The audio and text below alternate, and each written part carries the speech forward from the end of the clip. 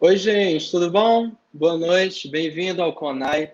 Mais um dia de palestra sensacional aqui no nosso Congresso Nacional de Iluminação de Interiores. Primeiro, eu gostaria de agradecer a todo mundo que está assistindo o vídeo e chamar todo mundo para assistir, os amigos, os companheiros de profissão. Eu sou o Vinícius Monteiro, arquiteto aqui em Belo Horizonte, entusiasta em iluminação. Eu trabalho com projetos de interiores, externos, e hoje a gente vai ter o Daniel Feldman, que é assim, ele é professor e engenheiro eletricista pela Universidade Federal do Rio de Janeiro. Ele é mestre e doutor em arquitetura e urbanismo pela Federal também do Rio de Janeiro. E assim, esse cara é um professor muito bom. Vocês não podem deixar de prestar atenção na live dele, na palestra dele, porque ele vai deixar uns questionamentos muito importantes para a gente, a começar pelo título da palestra, que já é Luz e Arte é Ciência. E ele também ele deixou para a gente a oportunidade de vocês terem o WhatsApp dele para poder mandar resposta também para ele. Então, assim, ele é um professor ótimo. Vocês vão ver, ano que vem, para vocês terem uma ideia, ele vai completar 20 anos interruptos de dando aula só de iluminação em pós-graduação. Eu vou chamar agora para conversar com a gente o professor Daniel Feldman. Pode entrar, Daniel. Deixa eu interromper aqui, né? Tudo bom, Daniel? Tudo jóia? Você já consegue me ver aí? A gente já te ouve e já te vê. Tudo bem Tudo com você? Bem, Miriam? Primeiro eu queria agradecer a oportunidade de todo mundo estar aqui podendo ter essa palestra sua, de um professor tão renomado. E eu queria saber um pouco de você, primeiramente, assim, básico, só para as pessoas te conhecerem um pouco mais. Aqui embaixo está rolando o Instagram dele, quem quiser dar uma conferida depois, é muito bacana. Bom, Vinícius, primeiro de tudo, né, agradecer pelo convite aí, né, do Pablo, todos os organizadores, agradecer você como mediador aí de todo esse bate-papo, e todo mundo que está nesse momento aí, né, 8 horas da noite, nos assistindo, né, no Brasil afora. É importante. Muito grato pela companhia.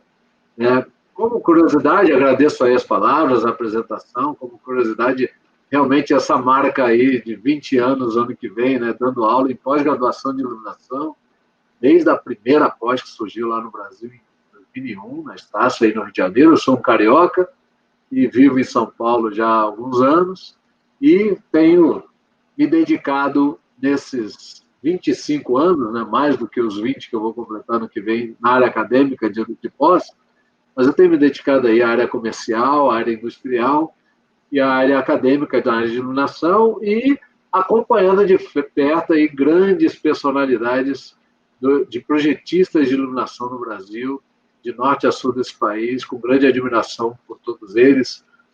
Uns moram no fundo do meu coração, outros eu tenho uma eterna admiração, assim, boa admiração por eles, e a gente vai fazendo cada um aí o seu pouquinho, o seu trabalho de formiguinha, para aumentar essa qualidade da iluminação, que já é belíssima no Brasil. Bem, é uma honra e a gente pode começar a fazer a palestra. Então tá, Jóia. Bom, me parece, né, Vinícius, que quando eu compartilhar aqui, eu vou desaparecer um pouquinho para o pessoal, mas não tem problema. E você fica aí sempre à vontade para me interromper, tá bom? Tá ok. Quem quiser deixar perguntas para o Daniel, por favor, que coloque nos comentários. Eu vou estar lendo todas as perguntas e vou repassar para o Daniel. E assim que ele puder, ele vai responder para vocês. E Vinícius, por favor, qualquer problema aí com som, com imagem, você vai me avisar. Pode deixar, tá perfeito. Por favor, veja se a minha tela vai ficar cheia para a galera. Veja se... Para mim aqui tá legal, e para você aí? Tá ótimo, tá ótimo.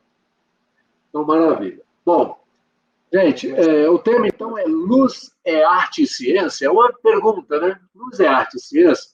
Eu vou discorrer aqui por vários assuntos ligados à iluminação, vou tentar não estourar o tempo, né, dentro da 1 hora programada, para todo mundo ficar confortável. Né? Começo ali à esquerda falando uma frasezinha do professor Gilberto Corrêa da Costa, né? O Gilberto, que é uma pessoa querida, maravilhosa, lá de Porto Alegre, e ele fala muito em suas aulas: onde houver luz, haverá o despertar da emoção.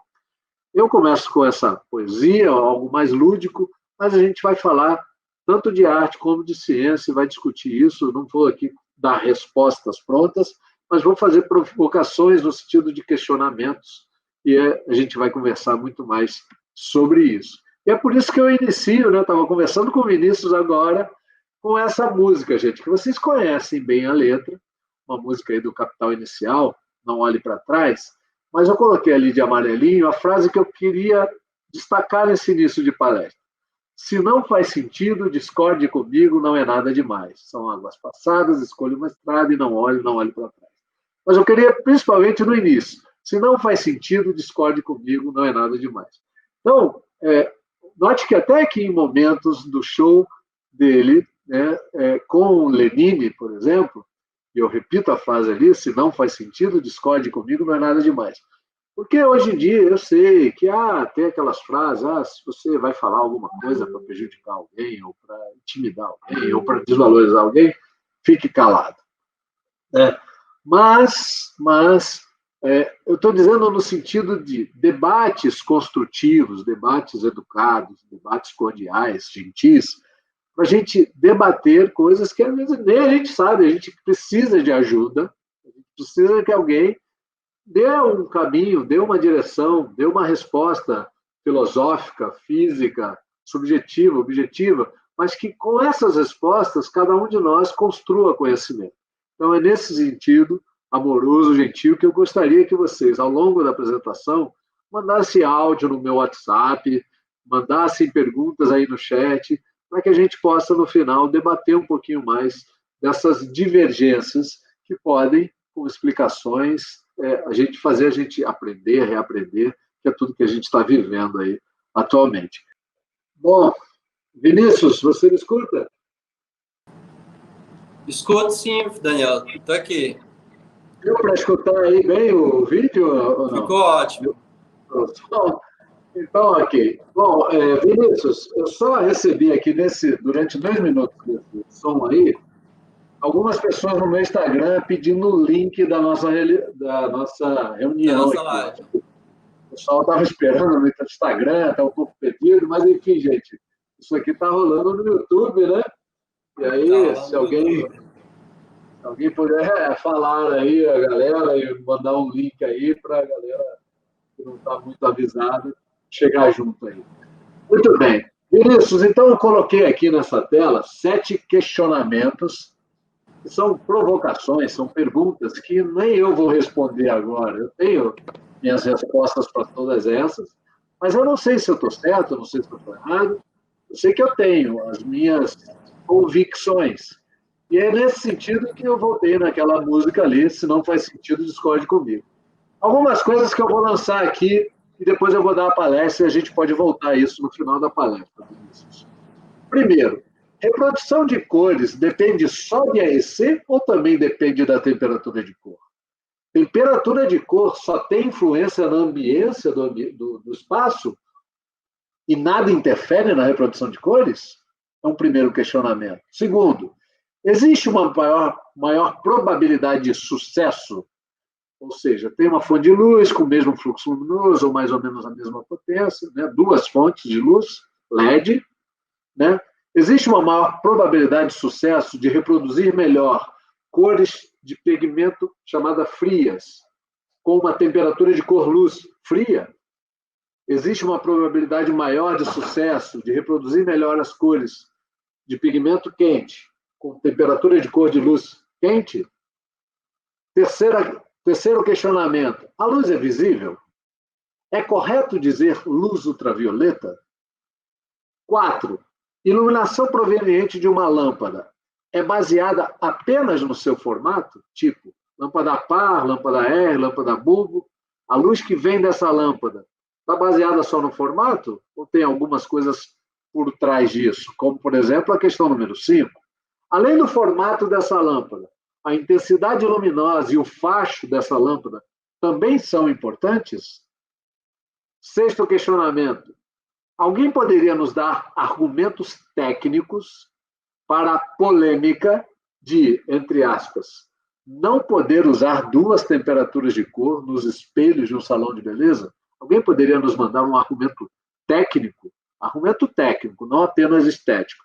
Eu não gosto porque não é belo, mas beleza não é uma coisa de cada um?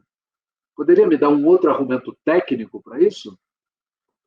Todo projeto de iluminação deveria ter um projeto luminotécnico? Mas como assim, Daniel? Que confusão. Projeto de iluminação é uma coisa, projeto de luminotécnico é outra coisa? Então, como é que vocês olham esses questionamentos e como poderiam me mandar áudios no meu WhatsApp ou botar aqui para a gente discutir no final da apresentação? Eu vou tentar ser breve. Essa apresentação é uma apresentação que boa parte dela, mas não toda, eu fiz num grande fabricante nosso de iluminação aí, que é a Interlight, vocês conhecem, eu já fiz essa apresentação, boa parte dela, mas eu trouxe aqui alguns slides diferentes, e até esse início aí diferente, para a gente falar um pouquinho de iluminação. Luz como matéria-prima para desenvolver projetos de iluminação, seja na área de engenharia de iluminação, seja na área de arquitetura de iluminação, seja na área de iluminação cênica, iluminação decorativa, iluminação com outras questões que a gente pode, paisagismo, etc. Enfim, iluminação. E aí eu sempre trago essas palavras-chave para o mundo da iluminação. Quantidade de luz, qualidade da luz, a técnica, a estética, a sombra, a criatividade, até chegar lá na saúde, na emoção, na sensação, na eficácia luminosa em lumens por watt, na integração dessa fonte de luz na arquitetura, para valorizar a arquitetura, para cuidar da saúde de quem vive dentro desse hábitat, desse ambiente. Então, tudo isso a gente tem que ter um cuidado necessário de luz para ver, né? E a luz que, hoje em dia, né, a gente precisa estudar os aspectos muito bem, conhecer as pessoas, né, influenciar comportamento, se for para o ambiente, por exemplo, comercial. Então, tudo isso a gente vai passar, logicamente, com a profundidade de uma palestra de 1 hora, não é uma aula isso aqui, mas sim despertar curiosidades. Eu sempre falo que luz é radiação eletromagnética capaz de sensibilizar o olho humano, que eu tenho maior interesse. Lógico que eu gosto dos animais, lógico que eu gosto dos passarinhos, lógico que eu gosto das tartarugas, lógico que eu sou fofo a ponto de gostar de tudo. Mas falando de luz para o ser humano agora, centrado nisso, luz é uma radiação eletromagnética capaz de sensibilizar o olho humano, né? E ele não atinge, no meu ver, ultravioleta e infravermelho, né? Essa radiação ali, que é capaz de sensibilizar, é uma pequena radiação que está ali mais ou menos entre 380 e 780 nanômetros, um pouquinho mais para lá, um pouquinho mais para cá, enfim. Então, por isso que eu, Daniel, né, você pode falar o que você quiser, eu, Daniel, não gosto do termo luz visível e luz invisível. Prefiro radiação luminosa, espectro luminoso, energia luminosa. E aí, entrando já na parte, luz é arte, luz é ciência, luz é ambas as situações, né? Arte e ciência. Então, começo a falar muito de luz e sombra.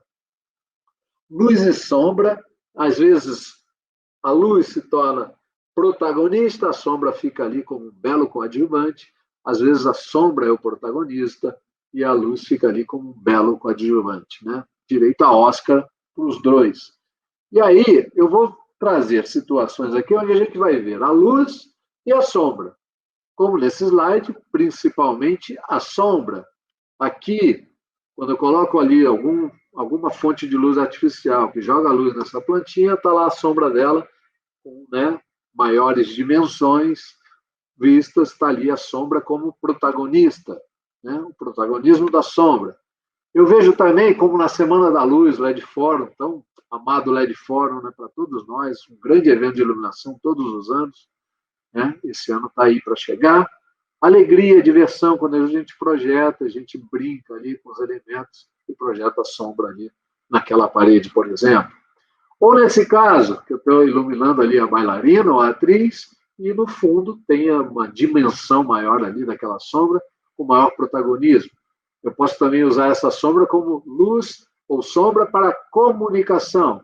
Posso usar a luz aqui dessa esquerda, jogando num ferro retorcido, que ao passar pelo ferro retorcido, lógico, muito bem focalizado, muito bem colocado, posicionado, você comunica alguma coisa com a sombra. Eu posso comunicar também com a luz. Aqui é a ponte que tem luz no nome, Ponte Hercílio Luz, em Florianópolis, no momento aí de luz mais aconchegante, a luz mais amarelada, né, dourada, do sol, do nascer ou do pôr do sol, aqui eu não sei exatamente o momento, perdoem, mas e aqui, na foto da direita, também um momento de luz e sombra protagonizada ali pela própria ponte.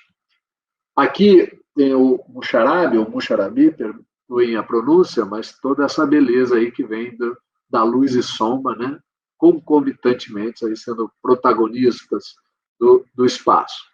Falando de luz e sombra, olha como é importante posicionar bem, focalizar bem a sua fonte de luz.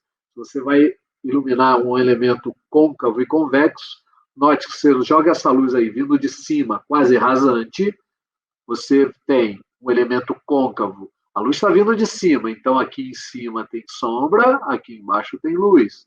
Se você tem um elemento convexo, aqui em cima tem luz, aqui embaixo tem sombra, então você inverte. Então, dependendo do que você quer mostrar, revelar, dependendo do que você quer esconder, você vai tentar, né, posicionar da melhor forma a sua fonte de luz. E é por isso que, muitas vezes, para iluminar quadros, superfície vertical, iluminar quadro, você tem o tal do ângulo alfa próximo ou igual a 30 graus. Por que isso faz sentido? Porque se você coloca o alfa muito menor que 30 graus, você está aproximando a sua luminária da parede. E ao aproximar, você está fazendo um efeito rasante, você pode provocar sombras no quadro ou na gravura, que deveria ser o protagonista da cena, mas você está vendo que tem muita sombra ali. Então, em slides anteriores, eu falei que a sombra era muito bem-vinda como protagonista. Nesse slide, eu diria que a sombra não é bem-vinda como protagonista. Deveria ser a luz ali para revelar o conteúdo ali da gravura ou do quadro. Então, você está iluminando desse modo a moldura e não o quadro em si. Ah, Daniel, mas eu gosto, posso fazer isso? Pode, você tem livre arbítrio, a gente vive numa democracia. Se você gosta disso, você pode fazer isso.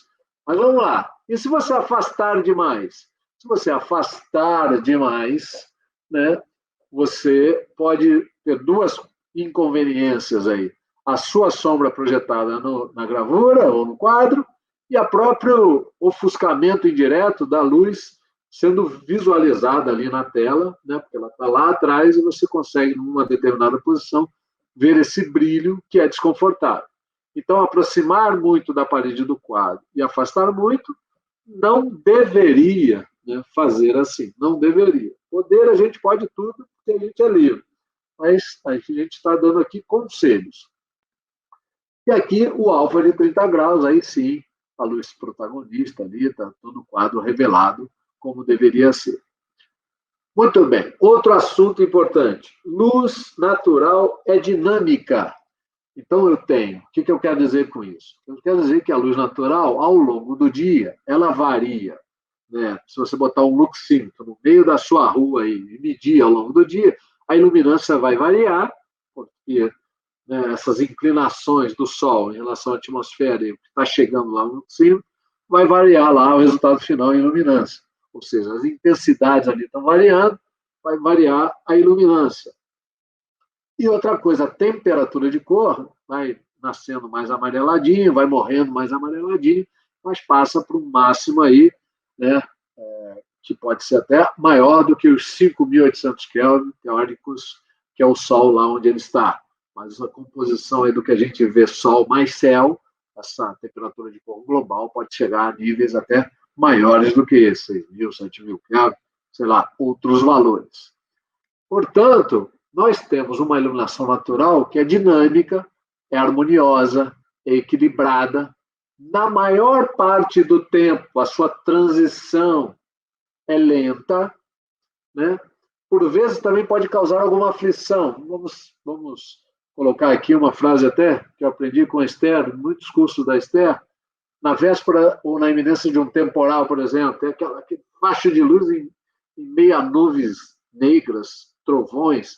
Aquilo, num curto espaço de tempo, é até interessante, né, de ver, né, mas causa uma certa aflição.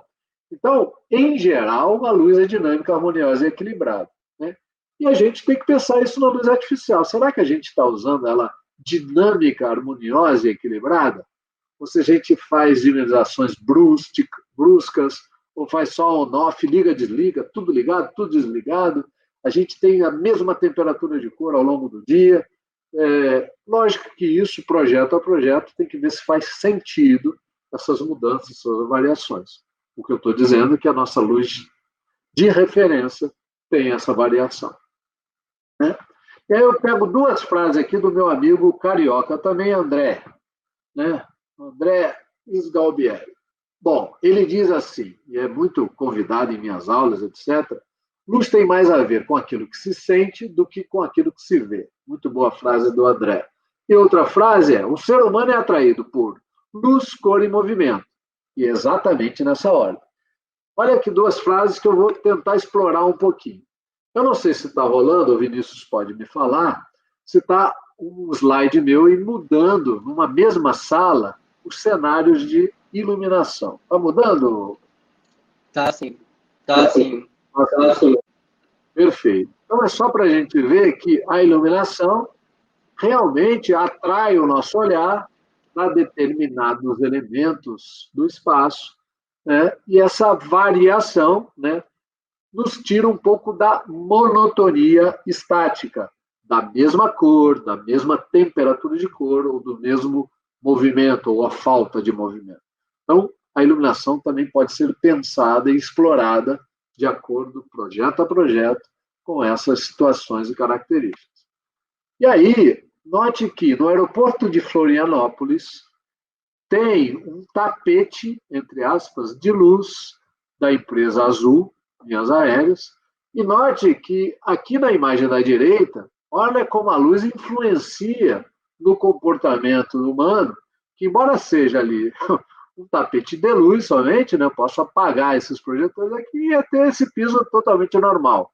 E olha que essa pessoa que vai embarcar se posiciona realmente ali no tapete e vai seguindo, né? Ou seja, a luz está influenciando no comportamento de onde ele vai se posicionar e onde ele vai caminhar para a sua entrada até a aeronave. Então, e aqui na foto da esquerda são os dizeres como última chamada, né?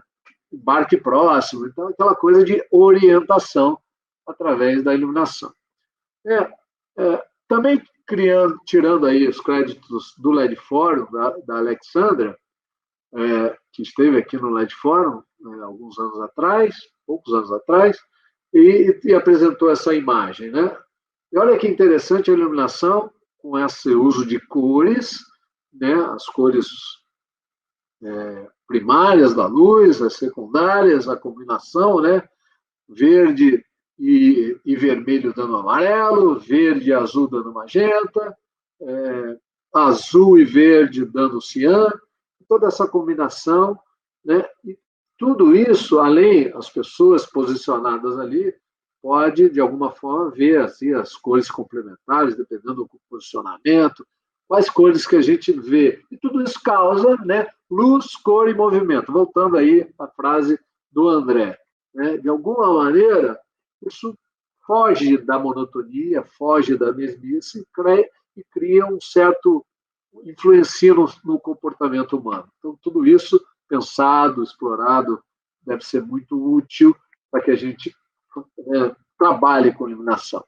E aí eu volto mais uma vez no slide da Semana da Luz, que eu tive o prazer de acompanhar lá de perto, ficar vendo, admirar todo mundo fazendo aquilo, intervenções ali no bairro de São Paulo, e olha que você joga ali uma luzinha nesse elemento, recortadinho e tal, e a sombra está lá, protagonista nesse muro. E você vê que as pessoas ficam querendo brincar, ficam com um sorriso no rosto, ficam encantadas pelo momento da luz e da sombra, ou seja, influenciando um comportamento positivo, um comportamento do bem, né, um comportamento de querer fazer coisas agradáveis, gentis e úteis para a sociedade. Então, aqui está um momento, eu também não deixei de participar, eu estou ali, ó, dando a mão para a sombra, e a gente vai brincando, né, nesses momentos com a luz e com a sombra, protagonismo. Mais uma vez eu estou brincando ali na igrejinha lá em Trancoso, na Bahia, e outras pessoas que eu fiquei observando, tirando foto, como ali o casalzinho, o pai e a filha fazendo um coração, né, pela sombra ali. Então, tudo isso, né, a gente propaga o bem através da luz e através da sombra. Muito bem, aqui sou eu imitando o Cristo Redentor. Isso a gente passa, né? Então, voltando.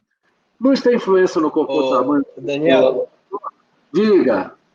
Deixa eu só te interromper aqui e aproveitar para... Gente, façam perguntas para o Daniel, aproveitem. Nós somos profissionais de arquitetura, design de interiores, às vezes bate muita dúvida na gente mesmo em nossos projetos.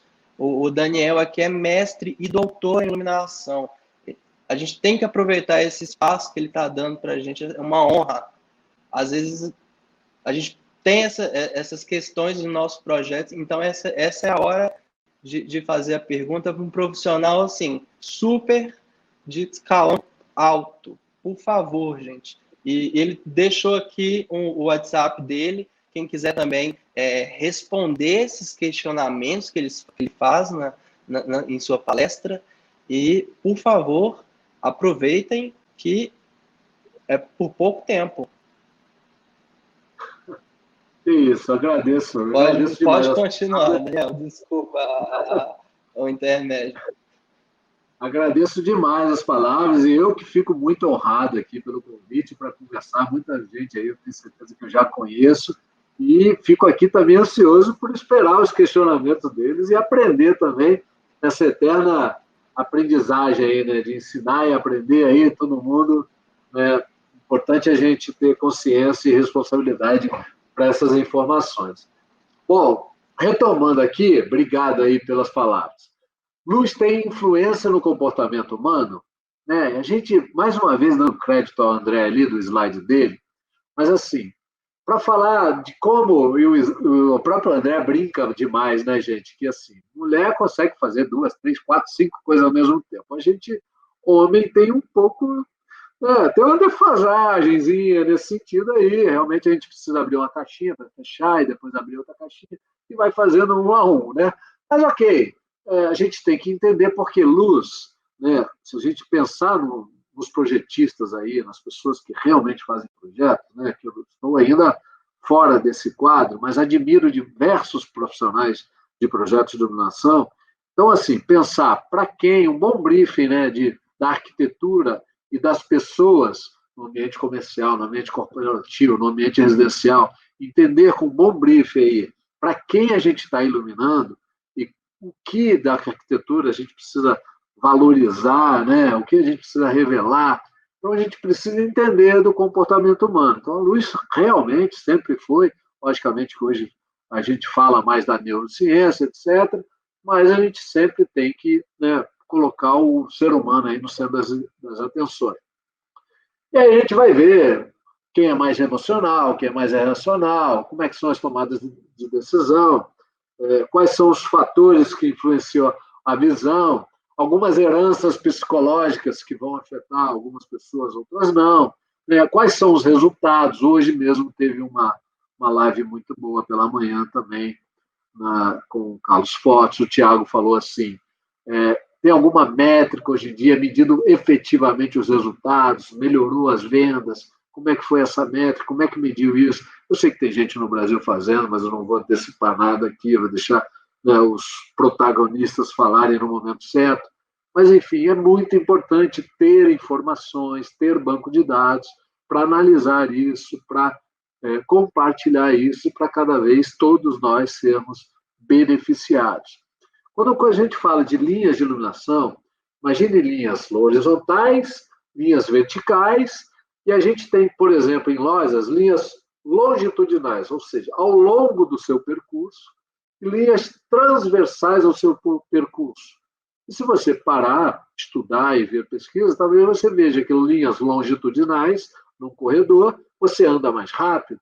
Linhas transversais são como fossem barreiras luminosas ou barreiras, e você anda mais lento, e tudo isso está efetivamente influenciando comportamento humano. Então, tudo isso a gente precisa debater mais, né, e falar mais.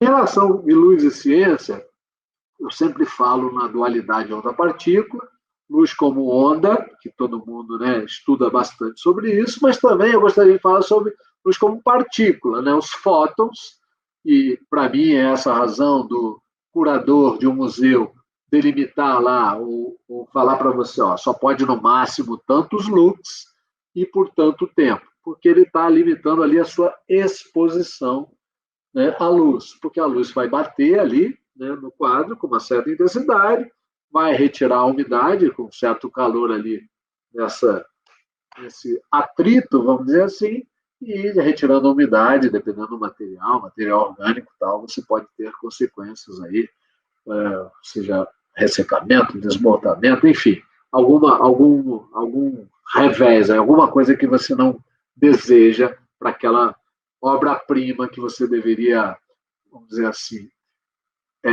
manter ela em bom estado para as futuras gerações também olharem, admirarem aquele quadro, aquele objeto, etc. Bom, então luz é arte sim, na minha opinião, luz é ciência sim. Nessa imagem, a inquietação de um projetista ou de quem quer fazer o projeto é de onde vem essa luz, qual o facho dessa lâmpada ou da fonte luminosa ou da luminária integrada LED, qual a intensidade luminosa para dar esse resultado, qual a iluminância média do entorno para eu ter uma relação de contraste que eu goste, adequada, 1:2, 1:3, 1:5. Então, tudo isso a gente precisa pensar, né? Luz é estética até mesmo nos próprios produtos, aqui são produtos maravilhosos do Ingo Maurer, né? Luz também um pouco de técnica, aqui é uma peça que esteticamente você pode não achar bonita, mas tecnicamente, olha lá, aquele monte de LEDzinho lá em cima, imitando uma chama de uma vela, passa um vento ali, e aí você ainda tremula, simulando ainda mais uma chama de uma vela. Na questão de inquietações, rasgos de luz, cada vez mais rasgos, porque a luz ficou aí com mais possibilidades de luz linear, né? A gente tinha muita lâmpada, né, com dimensões menores, e hoje tem muitas fitas de LED, réguas de LED, mais possibilidade de iluminação linear. Tudo bem, mas qual é a fonte que está lá dentro desse rasgo? Qual o fluxo luminoso? É suficiente para iluminar bem esse ambiente? Como será a manutenção? Às vezes o rasgo é tão pequeno que ninguém mais mete a mão lá dentro. Ou seja, colocou o driver aonde? Onde foi a casinha do driver? Teve partilhamento de driver? Não teve. Onde é a casinha? Onde é a localização dele? Então, a gente precisa preocupar também com isso ao projetar. Eu sempre brinco, um pouco de cuidado com a sua criação.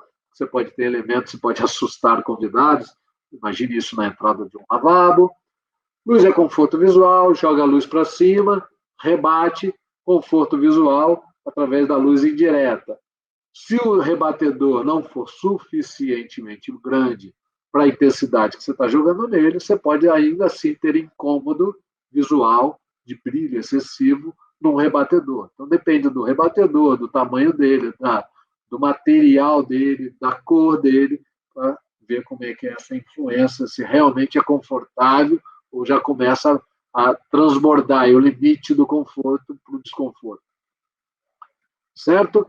Luz é conforto visual, um exemplo aqui da Espanha, Casa Batlló, Gaudí, em Barcelona, 2 momentos aí, o da direita com luz natural e o da esquerda com luz artificial. Né? Tudo, as fontes de luz estão escondidas, mas você vê a luz no ambiente, um ambiente agradável. Aqui no Hotel Unique, em São Paulo, tem umas luminárias posicionadas tanto aqui no amarelo, jogando luz lá em cima, no rebatedor, quanto aqui no verde, jogando a luz nesse rebatedor. Então, são 2 formas de iluminar indiretamente, confortavelmente, mas, lógico, a gente tem que equilibrar que, geralmente, quando a gente aumenta esse nível de conforto em relação a brilhos, né, e gera mais conforto, a gente tende a usar um pouquinho mais de potência, ou seja, diminuindo a eficácia luminosa ou a eficiência do sistema de iluminação. Então, nosso papel, o papel dos projetistas, que sabem muito bem disso, eles tentam equilibrar muito bem conforto e eficiência no projeto como um todo. Luz é reprodução de cores. E quando a gente fala de reprodução de cores, a gente tem uma fauna e flora maravilhosa no Brasil. Então, por que, com uma referência tão bela dessa, a gente não vai usar bem essa reprodução de cores quando a gente usa luz natural e luz artificial, né? Então, cor às vezes traz significado, sensações, emoções. A gente precisa entender muito bem disso, né? Na medida do possível, conhecer para quem você está iluminando, para trazer todos esses significados e usar o IRC adequado a cada projeto que se apresente, a cada desafio que se apresente. Essa imagem da direita, eu gosto muito para falar de temperatura de cor entre essas duas fachadas, o momento da luz natural, no momento do dia, com diversas temperaturas de cor, para a gente ver a beleza dessa, vamos dizer, essa diferença aí, até no mesmo momento do dia. Bom, eu gosto da palavra luz é ritmo. Luz é ritmo, e esse ritmo pode ser dado pela sombra ou pela luz. No caso aqui, eu estou falando mais da sombra, do ritmo dado pela sombra, mas aqui a própria luminária da Igusini, italiana, faz esse ritmo dado pela luz. Ritmo, cadência, compasso, fazendo aí iluminação a 360 graus. E aqui uma outra imagem da luminária TRIC 360 da Igusini, onde você tem aí a possibilidade de marcar, né, um ambiente com a luz, né, mais cenográfico, né, um ambiente cênico, vamos dizer assim, mas, enfim, cada momento, cada espaço, você vai ver se faz sentido ou não a aplicação de um elemento desse. Luz é tecnologia, falando de LED, pessoal. LED, inventado pelos três senhores que estão na tela, o mais famoso aí, talvez, o Shuji Nakamura, 1993, né, ganharam o Prêmio Nobel de Física em 2014, pela invenção. E aí eu digo, mais uma pergunta, seria o LED a fonte de luz saudável? Será? Seria o LED violeta a fonte de luz mais eficiente ou mais eficaz que o LED azul? Seriam ambos a fonte de luz saudável? Ou viria aí uma outra tecnologia, por exemplo, o laser, sendo a luz saudável? Bola de cristal, gente. Estou perguntando, não estou respondendo nada. Voltando na parte principal da minha apresentação, que eu gosto muito de citar, é a posição e focalização da fonte. Independente do seu pacote de ferramentas, entre aspas, se você tem LEDs de maior qualidade ou de menor qualidade, luminárias de maior qualidade ou menor qualidade, que custam, né, que têm um valor agregado mais alto, você, como profissional de iluminação, precisa encarar de frente o desafio. Garra, determinação e encarar o desafio. Porque eu costumo brincar em uma frase minha, que todos nós somos lindos, a luz é que às vezes atrapalha. Porque dependendo da posição e focalização da sua fonte de luz no ambiente, você pode revelar coisas indesejáveis, como celulites, por exemplo, ou revelar pinturas mal feitas numa parede lisa, por exemplo. Deveria ser lisa, mas que você fez uma iluminação que revelou toda a imperfeição daquela pintura. Portanto, a posição e focalização, depois que você tem um pacote de ferramenta de acordo com o budget, ou o que o cliente tem de dinheiro para investir ou quer investir, às vezes ele tem até mais dinheiro, mas ele não quer. Então, cabe a gente tentar mais um pouquinho tirar dele. Mas para o bem dele, para o bem de ter produtos mais qualificados, tecnicamente falando, né? Esteticamente também tem suas discussões, é claro. E aí, a gente vai para a questão da modelagem. Claro que eu não vou falar de cálculo aqui, o cálculo manual serve para a gente ver o resultado final, ou ter uma noção do resultado final, mas o software ou o programa computacional serve muito bem para a gente ver as interreflexões do ambiente e ver como essa luz está se comportando e provocando a luz e a sombra no espaço para que todos fiquem bem iluminados ou que as coisas fiquem bem iluminadas. Então, modelagem é importante. Falando de alguma posição e focalização, note que a imagem da direita é original. Se você ilumina para cima, você está fazendo um efeito grazing uplight. E aí eu inverti a imagem, você faz um efeito grazing downlight. E eu inverti a imagem, você está fazendo um efeito grazing rasante no piso. E aí eu inverti pela última vez a imagem e você faz um efeito rasante no teto. E aí a gente fala de wash e graze. Gente, aqui não é uma aula. Se não faz sentido, discorde comigo, não é nada demais. Lembrando para quem viu aí desde o início a música do Capital. Muito bem. O que eu, Daniel, considero?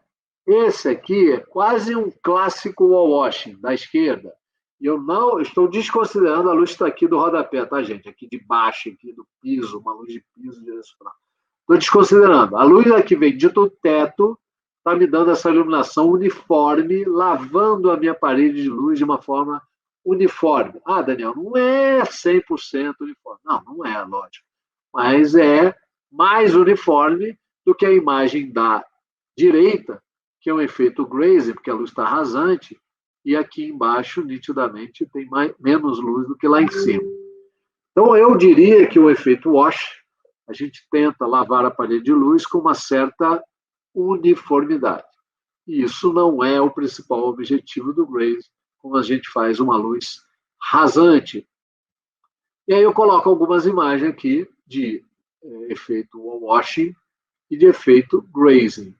Na qual, nessa imagem, parede aqui, e a anterior também, eu poderia, na minha opinião, na minha visão, chamar de grazing wall washing.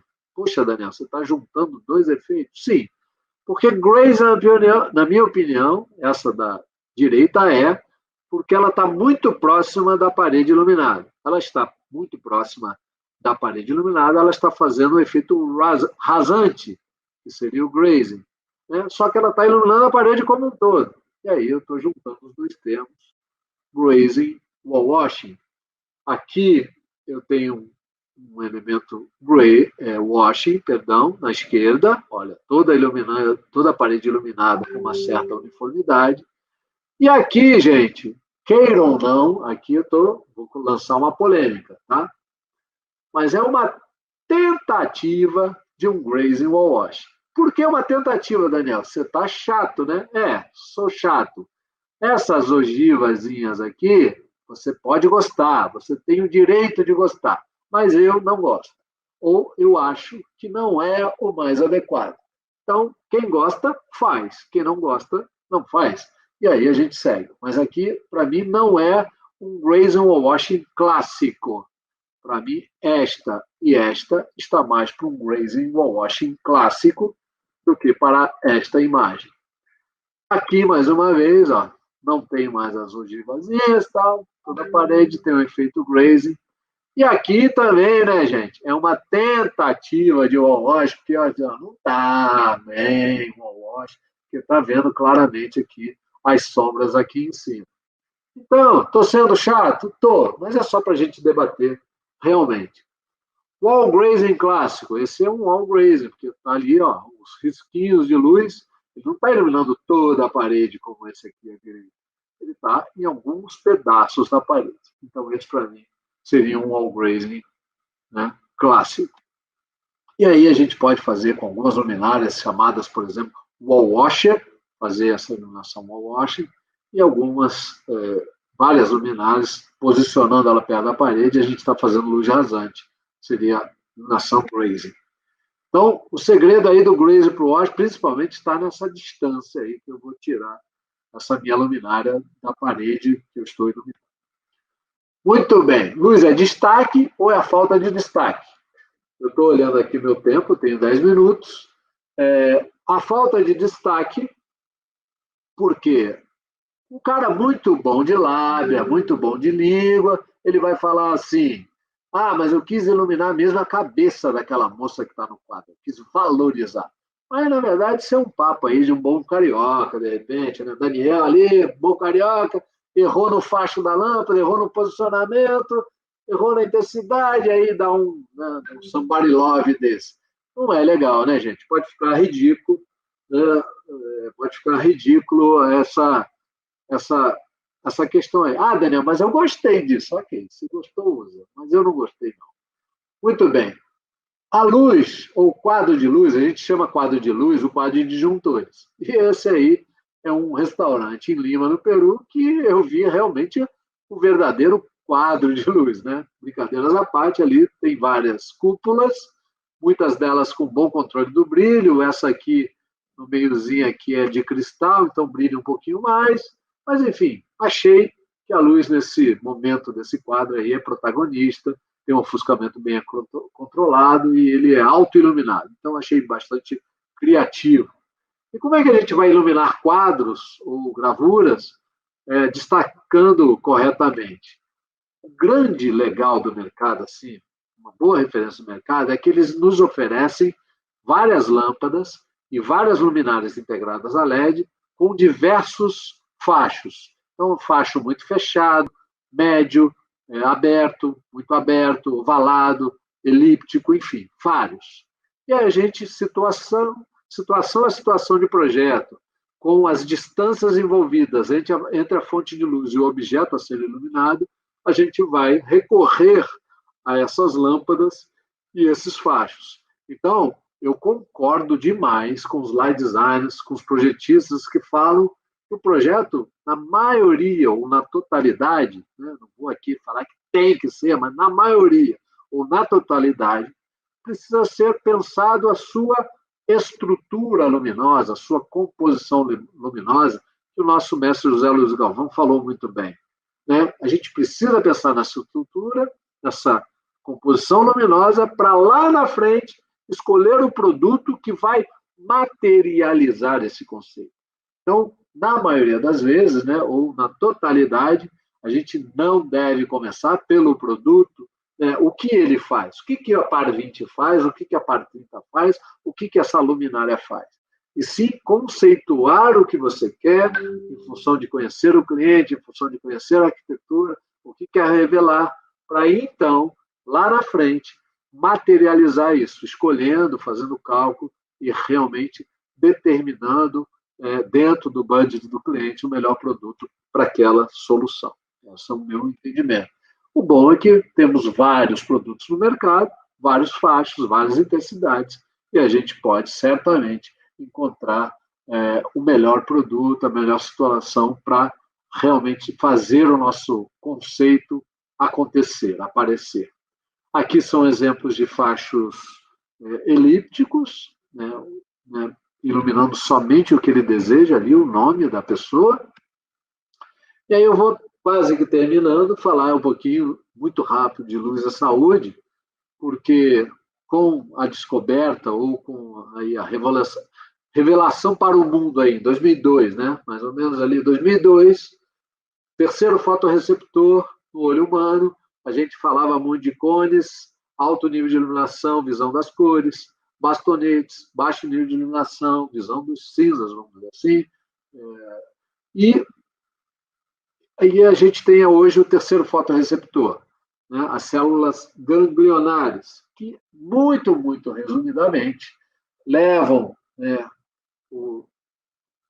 alguns comprimentos de onda, né? Levam todos os comprimentos de onda. Levam até uma glândula chamada glândula pineal, e ela é responsável por controlar alguns hormônios, por exemplo, o mais falado é o hormônio do sono, a melatonina, e um determinado comprimento de onda do azul pode inibir essa produção da melatonina.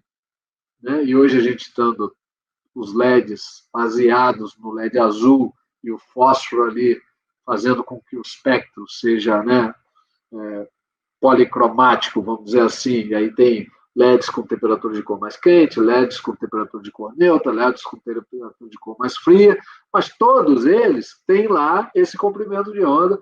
Não vou dizer todos eles, que a gente tem aí algumas lâmpadas Zero Blue, por exemplo, de um determinado fabricante, enfim, mas muitas lâmpadas, né, ou quase a totalidade, tem esses comprimentos de onda, e isso vai, então, de uma certa forma, dependendo do tempo de exposição, da inclinação dessa luz que chega no seu olho, e de alguns outros fatores dessa dose, pode aí prejudicar o seu ciclo, o seu ritmo biológico, vamos dizer assim, o seu ciclo circadiano.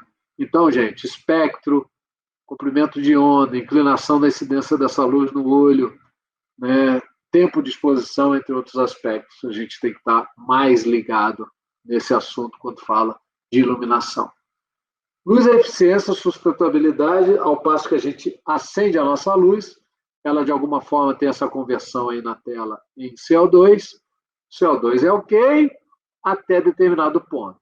Então, quando a gente liga a nossa luz, 95% do impacto ambiental ocorre com essa luz ligada. Portanto, se a gente tem luz mais eficaz, né, sistema de iluminação mais eficiente, a gente pode estar gastando menos potência para iluminar bem os espaços e, consequentemente, a gente está fazendo bem ao planeta. Né? Luz é integração, que eu falei lá no início, você posicionar bem a sua fonte de luz dentro da arquitetura, revelando a arquitetura, né, e não ela em si como protagonista. Ah, Daniel, mas tem situações que eu quero um lustre protagonista, eu quero... Lógico, você tem situações decorativas, você quer o lustre como protagonista, a luminária como protagonista, a fonte de luz como protagonista. Mas, na maioria das vezes, na minha opinião, você deve ocultar essa fonte de luz e deixar ela revelar a arquitetura. É como brincar de pique-esconde, no caso de lâmpadas iluminadas. Antigamente, a gente acendia e apagava a vela, hoje em dia a gente liga e desliga um interruptor ou um dimmer, e a gente pode ligar, né, on-off, ou pode dimerizar, ou variar a intensidade de luz, ou variar a temperatura de cor, ou variar cor, né, saindo um pouco da mesmice e dando a dinâmica que a gente deseja, né, em muitos ambientes e muitas situações de projeto. Estou quase terminando, gente, vou cumprir meu tempo, exatamente. Luz tem questões objetivas. Quantos lux tem essa lâmpada? A gente sabe que lâmpada não tem lux, ela tem lumens, candelas. Lâmpada com 3.000 graus Kelvin, lâmpada com 3.000 Kelvin.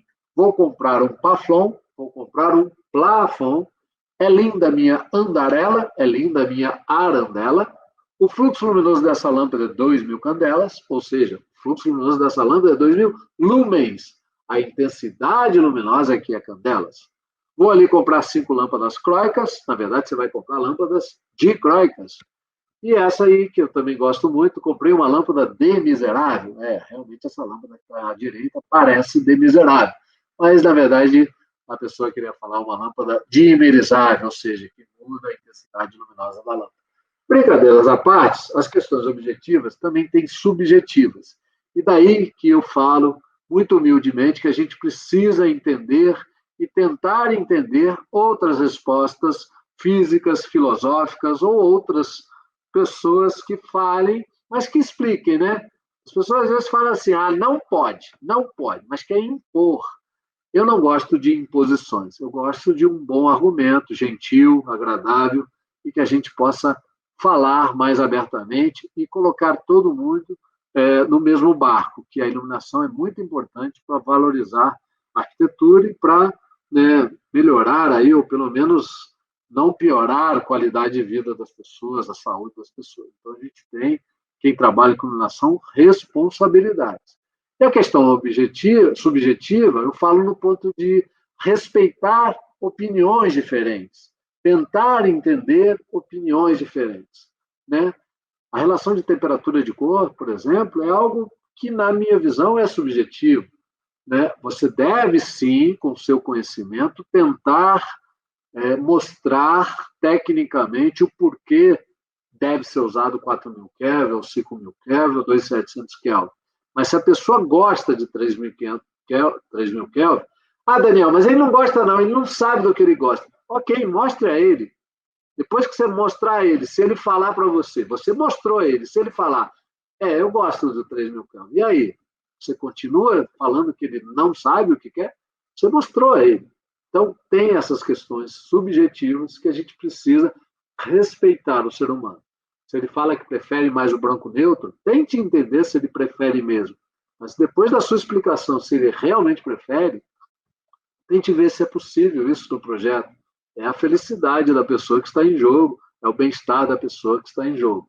Eu me sinto mais alerta com luz mais azulada, ele está te dando aí uma noção de temperatura de cor. Veja se, de fato, isso acontece. Apesar de falarem que 2.700 Kelvin é mais aconchegante, eu gosto de 6.000 Kelvin. Será que é de fato isso? Mostre a ele, dê seus argumentos, mas argumentos objetivos e subjetivos, técnicos. Não fique só, eu gosto disso porque eu gosto. Acabou.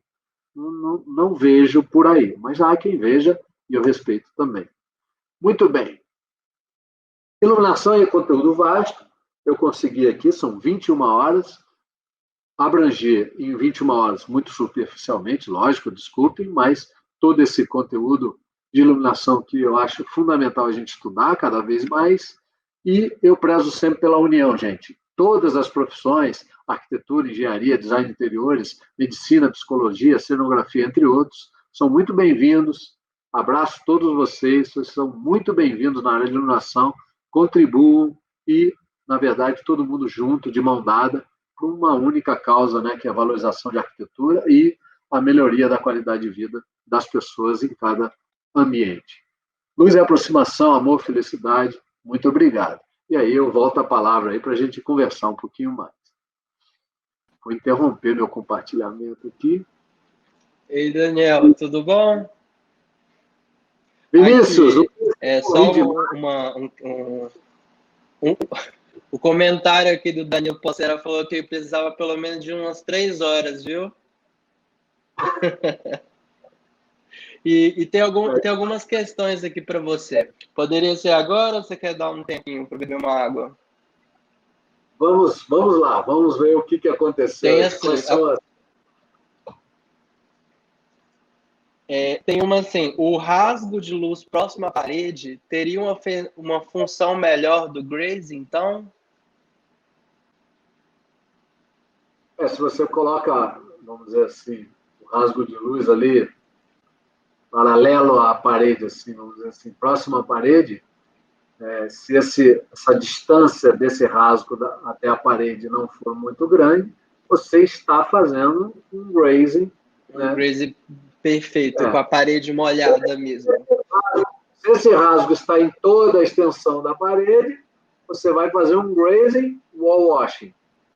Se esse rasgo não está em toda a extensão da parede, você vai fazer um grazing em determinado tamanho da parede lá, dimensão da parede. Entendi. É isso que eu entendo. E tem uma outra assim, Daniel. É importante termos a noção da potência do driver para os LEDs, mesmo sendo luzes dimerizáveis?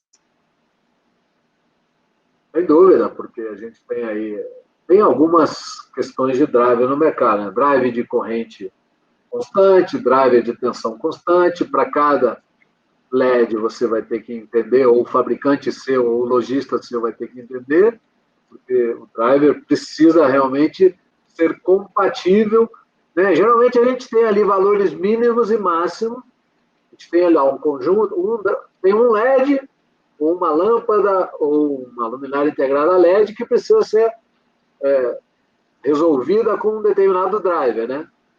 E você vai ter que saber esse range, esse drive funciona de tanto a tantos watts. Essa luminária, ou essa lâmpada, 2, 3, ele vai ligar, ele pode ligar de 2 a 9 lâmpadas, de 3 a 7 lâmpadas, só pode ligar uma. Então, a gente precisa consultar o catálogo, ou consultar o nosso fabricante favorito, ou nossos fabricantes favoritos, nossos lojistas, e a gente tem que ter a noção, sim, do driver, se é de corrente constante, se é de tensão constante, qual é a faixa de potência, se ele dimeriza de 1 a 100%, ou se chega a 30% ele começa a piscar. Tudo isso é técnica que a gente não consegue dar um resumão único. Claro. A Érica Faria, ela tem uma pergunta que nós, arquitetos, às vezes a gente se debate muito com isso. Qual a melhor posição da luz no banheiro quando a gente não consegue colocar nas laterais? Isso é um problema, né? Esse é um problema. Olha, Olha, é difícil, né? E assim, mais uma vez eu me coloco aqui, porque realmente, como a gente colocou no início, eu sou um amante da iluminação, eu sou um estudioso da iluminação, mas eu não faço projetos de iluminação na minha carreira. Fiz 5 ou 6, é zero, né? Em 20 anos é zero, 25 anos é zero. Mas, enfim, não deixando a Érica sem pergunta, mas eu diria para ela olhar aí vários projetistas no Brasil e quem quiser ajudar também ajuda. Mas, na minha visão, se não pode a luz de frente, que eu entendo como ideal, até eu vou pedir o Vinícius também. Vinícius, você entende como a luz de frente ideal no espelho de um banheiro ou não? No espelho, sim. Também entende. Com Então, nós dois certeza. entendemos, eu acho que a Érica também. Mas ela diz, quando eu não consigo isso, como é que eu faço lá em cima? Eu diria que é o seguinte, se eu puder mesclar a minha luz focal para momentos que eu quero, interruptores, acionamentos separados. A luz focal, ou seja, aí eu vou botar números aqui, as pessoas concordam ou discordam. Luz focal, para mim, um ângulo que varia de 0 a 60 graus. Estou colocando aqui, não é assim, gente, eu estou colocando aqui uma resposta simples, então estou colocando meus parênteses. Então, uma luz focal de 0 a 60 graus, eu usaria para iluminar a bancada, ou para valorizar a bancada. Luz lá de cima. Ela me impediu aqui de botar a luz frontal.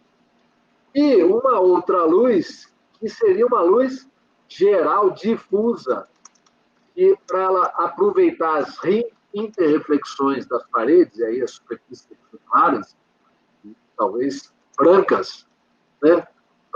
Senão, se você tem uma parede rosa, você bate a luz na parede rosa, você vai trazer essa cor depois dessa reflexão.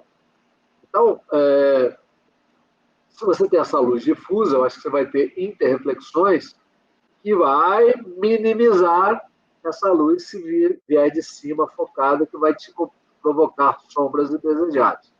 Agora, estou te dando uma das inúmeras soluções que provavelmente muita gente tem no mercado. Se não faz sentido, discorde comigo, não é nada demais. Claro. Voltando aqui a mais uma pergunta, Daniel. A Johanna, que já esteve aqui comigo uma vez, obrigado, Johanna, por estar de novo. Foi falado sobre onde esconder o driver. Para uma Sanca, por exemplo, qual o local mais indicado para alocar este drive? Bom, mais uma vez, falta aquele meu tato de saber aí o que as pessoas estão fazendo, mas algum local onde eu possa ter, por exemplo, se eu tiver uma luminária próximo a essa Sanca, se eu tiver uma luminária onde a minha dimensão do drive e minha largura, altura e profundidade é suficiente para eu retirar essa luminária que está ali próximo à Sanca, colocar meus drives ali, essa abertura, eu não preciso fazer um alçapão para escolher meus drives. Essa própria abertura, que já está prevista no projeto, serve para eu tirar uma luminária, colocar meu drive, alojar ele ali perto dessa luminária, eu já marco lá na minha planta de alojamento de drives, que naquela luminária lá estão os drivers que vão acender, né, vão ligar aquela Sanca. Tem uma dica aqui, ou um açapão perto ali. Sim. Valeu? Daniel, a Johanna tem mais uma pergunta. Valeu demais. A Johanna tem mais uma perguntinha. Aquela iluminação que a gente coloca ali atrás do espelho no banheiro é considerada luz frontal ou não? Bom, não deixa de ser. Se a gente colocar como plano, qual o plano-alvo? É o plano vertical aqui na cara da pessoa. Vamos deixar. Esse é o plano principal, né? Eu estou de frente para o espelho está na vertical, eu estou de frente. Então, o plano aqui que a gente vai considerar nesses termos vai ser o plano vertical agora. Em relação ao plano vertical, a luz que vem de frente é a luz frontal. Independente se é um difusor que está à frente do espelho ou se está usando aqui a parede por trás do espelho e as paredes laterais para trazer a luz para você. A luz frontal, na minha visão, a luz frontal em relação ao plano vertical. Se for em relação a sistemas de iluminação, classificação de luminárias, isso também gera uma certa confusão. Classificação de luminárias, Vinícius, dependendo do percentual, tem uma luminária que sai 50% da luz para baixo, 50% da luz para cima. Vamos supor um pendente. Então, hemisfério superior, hemisfério inferior. Isso é uma luz mista. Tá? Agora, tem um pendente. Nenhuma luz está vindo para cima e 100% da luz está vindo para baixo. Isso é a luz para o hemisfério inferior. Isso é luz direta. Luz direta em relação ao hemisfério inferior. Agora, estou o mesmo pendente. 100% da luz para cima, 0% da luz para baixo. Isso é luz indireta. Indireta em relação ao piso. Então, quando eu classifico a luz de luminária, geralmente eu faço em relação ao piso ou plano de trabalho, ou seja, hemisfério superior e inferior. Aqui eu tive que desconstruir isso para falar de luz na vertical. E aí eu chamei de luz direta porque está vendo de frente, né? Da sua frente até o seu plano. Luz frontal, no caso, né? Não é direta. Ela é indireta em relação. E, Daniel, e tem uma outra pergunta também. Aquelas luzes de provadores de roupa nas lojas também é um perigo, né? Tem alguma dica do que fazer, do que não fazer em provadores? Mais uma vez, dicas são uma em 1000, mas vamos lá. Primeiro, o que eu não faria é facho fechado. Facho fechado, para mim, não é facho fechado. Deixa eu botar em outras palavras. Fachos de 0 a 60 graus em cima da pessoa, eu não faria. Mas, porque eu quero a luz de fundo para interreflexões. E, mais uma vez, assim como a Érica perguntou, a luz de frente no espelho é ideal, mais uma vez, para mim, a luz de frente no espelho do provador também é ideal. Então, essa luz ideal, posso ter luz acima? Posso, mas complementar e que não atrapalhe essa luz ideal. Assim, resumidamente. Resumidamente. E por último, Daniel, eu queria fazer uma pergunta. A gente viu durante a palestra assim, várias imagens de tirar o fôlego. Algumas delas eu já pude até visitar e vi o quão bonito é pessoalmente. E, assim, considerado arte, é perfeito. É uma coisa sensacional. Sensacional, no que eu digo, de sensação mesmo. Agora, luz é ciência. Então, assim, eu queria pedir para você para deixar pelo menos uma bibliografia básica para a gente poder estudar um pouco das luzes. Tá, joia. Bom, eu vou falar aqui de dois, eu não sei se eu consigo escrever no chat aqui, deixa eu ver se dá. Não sei se você conhece, Vinícius, um livro chamado The Light, aqui é em inglês, mas The Light Handbook. Apareceu aí no chat, não? Deixa eu ver aqui. Não. E da IES, The Lighting Handbook. The Lighting Handbook. A 10ª edição, né? E, para mim, é a nossa bíblia de iluminação, porque realmente é um livro espetacular, mas todo ele em inglês, em versão em PDF, em versão impressa. Né? Eu tenho esse livro, eu acho realmente uma referência maior, assim. Mas, recentemente, eu também comprei um livro do Vitor Vajão, português, né? Chama Práticas de Iluminação. Eu estou sem esse livro aqui agora, né? Práticas de Iluminação. Eu gostei bastante, gostei bastante desse livro. Já li ele todinho, realmente muito legal. Tem aquele do Malcolm Innes, Iluminação no Design de Interiores, que eu acho bem interessante também no livro, né? Malcolm Innes. E, enfim, eu tenho muito mais livros, se as pessoas quiserem aí, mais uma vez, se vocês quiserem botar meu WhatsApp, meu Instagram, eu fico super à vontade para dar mais referência. O próprio livro da Alexandra, do Ledford, ela tem um livro chamado, se eu não me engano, Light and Shadow. Uma coisa assim, Luz e Sombra. E é fantástico o livro, bem interessante.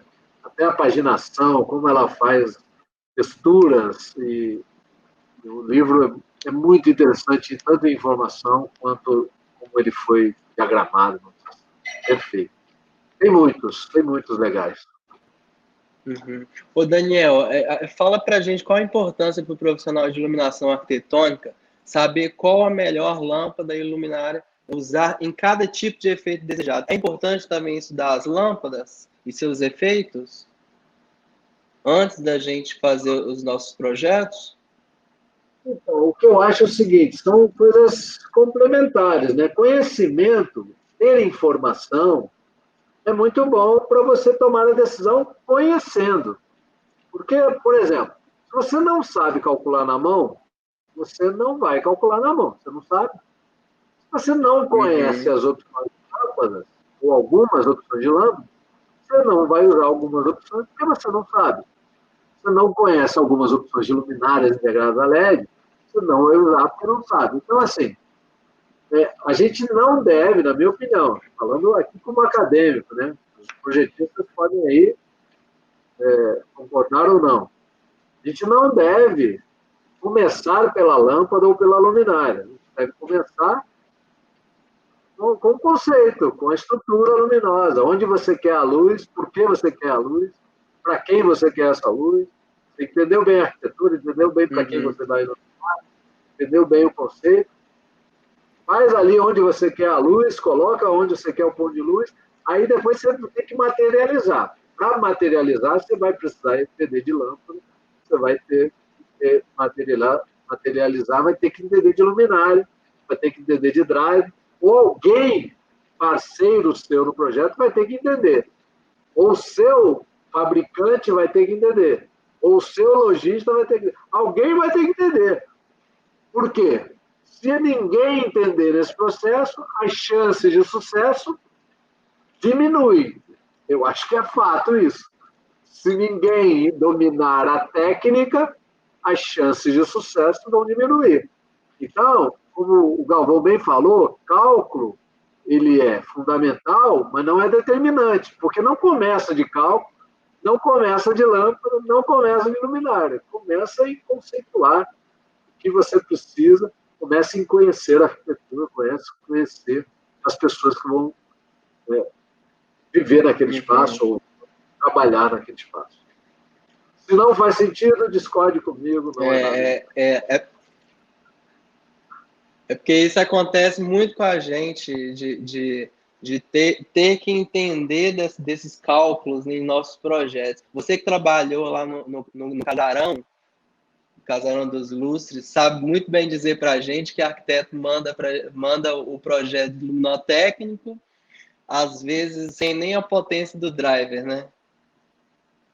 Exatamente. Mas olha, essa crítica, Vinícius, vamos colocar aqui de uma forma mais harmoniosa, abraçando, e não como crítica. É o seguinte, gente.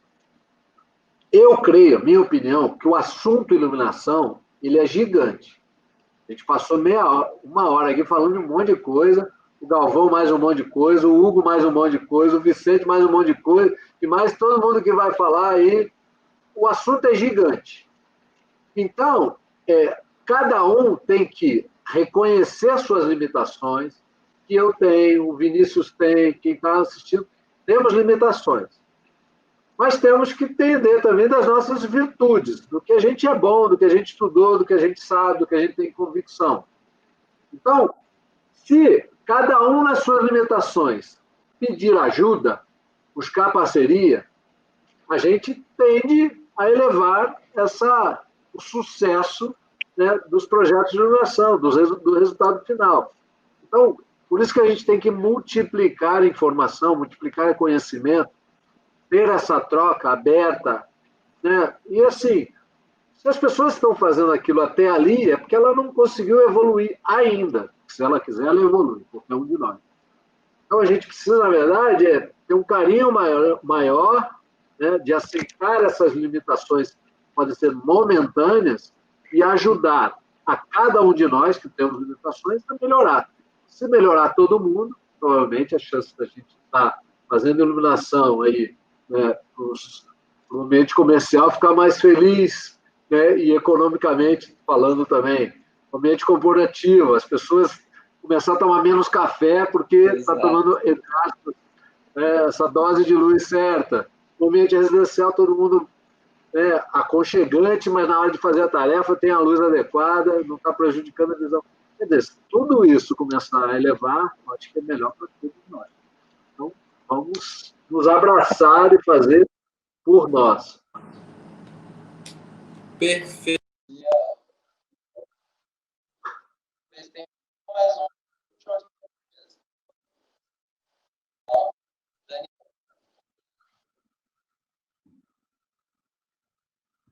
Não estou te ouvindo. Agora estou. Tá me ouvindo direitinho agora? Agora estou. Não sei se você tem mais tempo para a gente, mas está sendo uma honra conversar com você e tirar essas dúvidas que a gente sempre tem, principalmente em relação a cálculo de iluminação. Eu tenho certeza que seus alunos são privilegiados por ter esse tipo de aula, viu, com você. Você falou que não era uma aula, acabou sendo, porque a gente sempre aprende, viu? Não entrei aqui, não é uma aula para a gente entrar em fórmulas, etc. Mas eu acho assim, é até uma questão, né? Eu não falo, Vinícius, se eu não soubesse calcular, eu não teria a capacidade de falar assim, cálculo não serve para nada. Se eu não sei calcular, como é que eu posso falar que o cálculo não serve para nada? Então, as pessoas têm que aprender a calcular e depois dizer se cálculo serve ou não serve para alguma coisa. Na minha opinião, serve. Na minha opinião, sim, fundamental, não é determinante, como o Galvão falou muito bem, mas é fundamental para você no momento de materializar. Né? Por isso aquela provocação, projeto de iluminação, que é uma coisa, desde o início até o final, chega na focalização, passa, entre aspas, por um projeto Luminatec. A técnica é de calcular, de conhecer produto, de várias coisas que materializam esse conceito.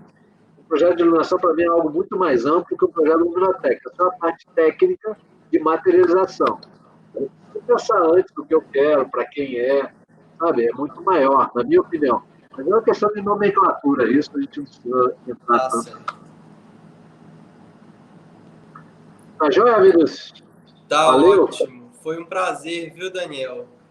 O prazer foi todo meu. Mais uma vez, quero agradecer você, Vinícius, Pablo, e todas as pessoas aí, o convite de vocês e todas as pessoas que estão colaborando com o CONAI, né? Todos os palestrantes, as mesas redondas, todo mundo que está colaborando. Obrigado a todos aí, parabéns a todos. Eu que agradeço, foi uma honra. Muito obrigado, viu, Daniel? Tenha uma boa noite para você. Boa noite, Vinícius. Muito obrigado. Gente, sensacional. O Daniel é muito fera, é um professor assim, super renomado e não tem nem o que dizer sobre ele. Sorte dos alunos dele, né? Que ele é professor de pós-graduação. Eu queria agradecer a todo mundo que esteve aqui com a gente hoje, em mais um dia de palestras, e lembrar a todos das palestras de amanhã, que vão acontecer em três tempos. Às 10 horas da manhã, com a Julie Hollins, que é a arquitetura comercial, que é o que muita gente se interessa, como uma experiência para o consumidor. Às 3 horas da tarde, temos o Rodrigo Assis, falando de iluminação cênica como modificador de espaço. E às 20 horas, vai ter a Patrícia Trapano, falando sobre sustentabilidade e arquitetura. Então, anotem, gente, por favor, esses três horários. Quem puder assistir as 3 vezes, ótimo. E tá rolando aqui o meu Instagram. Quem quiser, me adiciona lá para a gente bater um papo. Adicionem também o Daniel Feldman, Daniel Feldman 5, que vai ter muito conteúdo lá. Foi um prazer e até a próxima, gente. Obrigado. Boa noite.